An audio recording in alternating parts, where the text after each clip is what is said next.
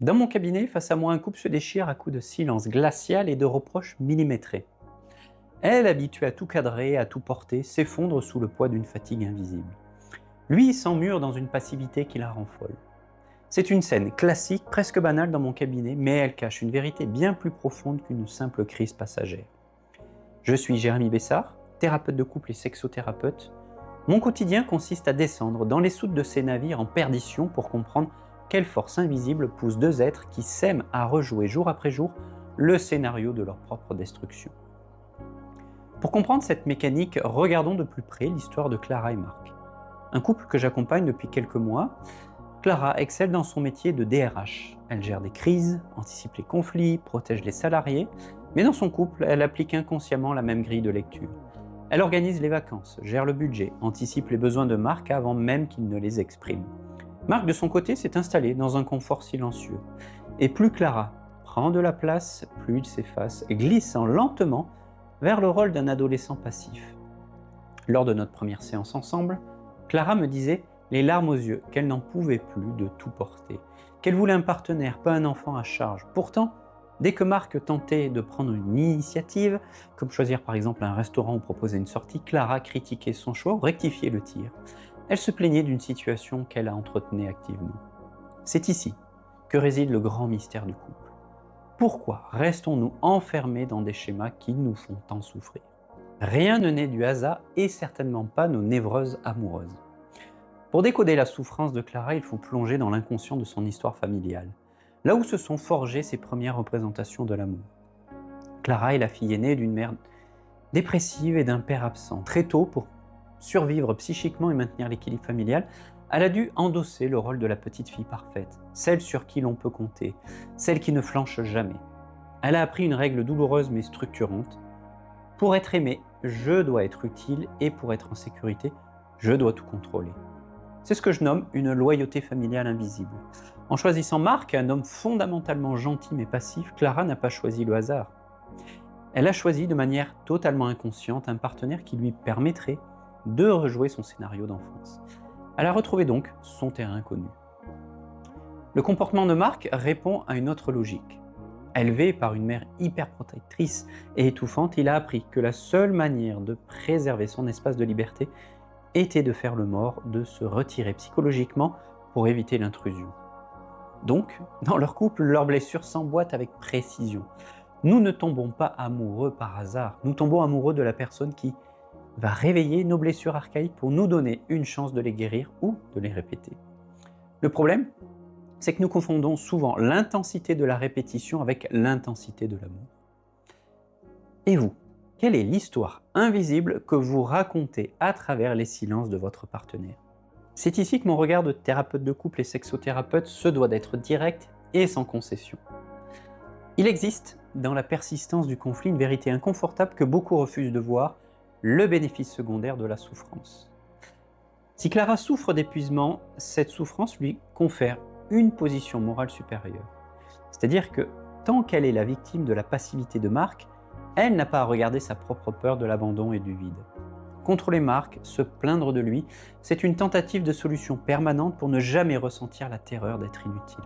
Et donc, selon sa logique inconsciente, de ne plus être aimé. La souffrance devient un refuge, un bouclier contre l'inconnu. Elle valide son identité de femme forte. C'est le piège de l'ego. L'ego préfère une souffrance familière à une liberté inconnue. Demander à Clara de lâcher le contrôle, c'est lui demander de plonger dans le vide de son enfance, là où personne ne s'occupait d'elle. Et demander à Marc de prendre sa place, c'est l'exposer à la peur d'être étouffé et détruit. Alors, le couple préfère se disputer, car la dispute a cette fonction perverse de créer du lien, certes toxique, mais du lien tout de même. Elle évite le vrai face à face avec soi-même. Et reconnaître sa part de responsabilité dans la mise en scène de sa propre détresse est un exercice violent pour l'orgueil, mais c'est le seul chemin vers la guérison. Vous n'êtes pas la victime de votre couple, vous en êtes le co-créateur. Pour sortir de cette boucle infernale où la solution est le problème, il faut changer les règles du jeu. J'ai proposé à Clara et Marc un exercice. Au lieu de demander à Marc de changer, j'ai demandé à Clara de pratiquer l'abstention volontaire et planifiée. C'est-à-dire, pendant une semaine, elle avait l'interdiction formelle d'organiser quoi que ce soit pour le couple, de faire la moindre remarque sur l'inertie de Marc ou de pallier ses oublis. Si le frigo était vide, il restait vide. Parallèlement, nous avons travaillé sur les prédicats sensoriels de Clara. Elle exprimait sa charge mentale par des phrases comme « c'est trop lourd à porter », signe d'un canal kinesthésique saturé. Nous avons utilisé l'ancrage pour lui permettre de retrouver un état de sécurité interne sans passer par le contrôle de son environnement. Pour Marc, l'exercice consistait à tolérer le silence et le vide laissé par Clara sans fuir dans son monde imaginé. Alors, les premiers jours ont été d'une angoisse terrible pour tous les deux, mais Clara a dû faire face à sa distorsion cognitive de catastrophisation. Non, le monde ne s'effondre pas si elle ne gère pas tout. Et Marc, confronté au vide, a fini par proposer un dîner maladroitement, mais il l'a fait. En modifiant une seule pièce du système, c'est toute la dynamique relationnelle qui a été forcée de se réajuster. Le chemin vers l'autonomie n'est pas une ligne droite. Mon objectif n'est pas de vous rendre dépendant de la thérapie, les actions d'aujourd'hui doivent devenir les habitudes saines de demain. Clara et Marc apprennent chaque jour à repérer les signaux d'alarme de leur passé. Lorsque Clara ressent l'urgence de tout régenter, elle sait désormais que c'est l'enfant terrifié en elle qui crie et non la femme adulte qui interagit avec son conjoint. Elle peut alors s'arrêter, respirer et formuler une demande claire plutôt qu'un ordre déguisé ou un reproche préventif. Le couple guérit lorsqu'il cesse d'être le tribunal où l'on juge les fautes des parents pour devenir le laboratoire où l'on invente sa propre liberté. Alors, cela demande du courage, celui de renoncer aux bénéfices secondaires de nos plaintes quotidiennes pour embrasser la responsabilité de notre propre bonheur. C'est un choix que l'on fait chaque matin face à son petit déjeuner, en regardant l'autre non plus comme le miroir de nos manques, mais comme le partenaire d'un voyage que l'on a choisi de faire ensemble, les yeux grands ouverts. Prendre la décision d'intervenir sur son couple ou sur sa vie intime exige de la lucidité. Pour valider la faisabilité de votre accompagnement, je dédie une première consultation offerte de 30 minutes, réalisée exclusivement en visio. Alors ce premier temps d'échange n'est pas une simple formalité. Il s'agit d'un moment précis pour identifier le mécanisme principal qui s'est installé au cœur de votre crise conjugale ou de votre blocage intime, et ensuite analyser les résistances inconsciente et mesurer votre niveau d'implication mutuelle ou personnelle, et terminer pour valider si mon accompagnement est la réponse adaptée à la restructuration de votre lien. Pour préserver la qualité du suivi que je consacre aux patients et patientes déjà engagés, l'accès à mon agenda est soumis à la validation de ces 3 conditions. Premièrement, le coût de l'inaction. Vous traversez une crise critique et vous refusez de laisser votre situation se dégrader davantage. Deuxièmement, la mobilisation de vos ressources.